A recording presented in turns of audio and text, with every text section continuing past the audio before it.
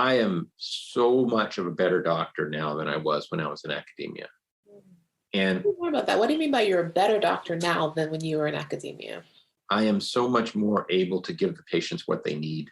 And I'm so much more able to give them the time. I'm able to pick up a book and read and go read some articles to try to help my patient try to figure out something unusual. I'm able to pursue paths that are not in the little silo that the institution says I have to be in. They say, you're a gynecologist. That issue with the bladder, go send it to the urologist. So I went to study with a group in Switzerland that became certified in neuropelviology, which is like pelvic neurosurgery. That would have been really difficult to do in academia. But then the stuff I was doing, I'm able to pursue this interesting stuff that is helping some patients that would be so hard. To me, that is being a good doctor, really rekindling that passion I had for medicine and actually pursuing something that fascinates me and then able to actually put that into action to try to help my patients. That was not going to happen in academia. The overhead would just be ungodly. I mean, it's not that you couldn't, but it would be like running over obstacles and under barbed wire and machine guns. And maybe at the other end, you'd do it. And then at the end, they still wouldn't pay you for it. So I feel good about what I do now. I enjoy my work. I have time to talk to you. Would I have had a time? Would I have been able to break out an hour of my day in the middle of a Wednesday to talk to you in academia? Probably not.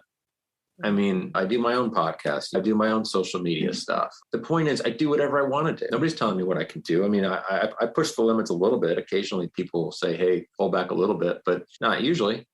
And so that's made me a better doctor and it's made me a happier doctor. Now, what's the other side of this that everybody should know? I don't take insurance. I got specialized enough in what I do that the insurance companies have no concept of what I do that values it at the level that I value it at, or that my patients value it at. If I do a surgery that takes 5 hours and the insurance company, if I were to code it with Blue Cross Blue Shield and they'd pay me $1,200, it's impossible. I can't do it. It doesn't make enough money to pay the bills and enough money for me to, even if it paid the bills, I'd be making very little money to take home to my family that I would feel good about my job.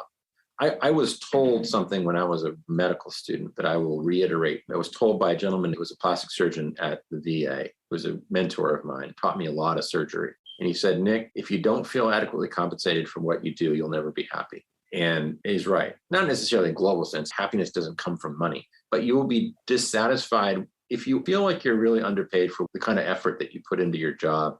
There will always be a level of dissatisfaction there. I feel more satisfied with my job now because I do what I want to do. My patients are appreciative. I'm able to pursue what I want to pursue.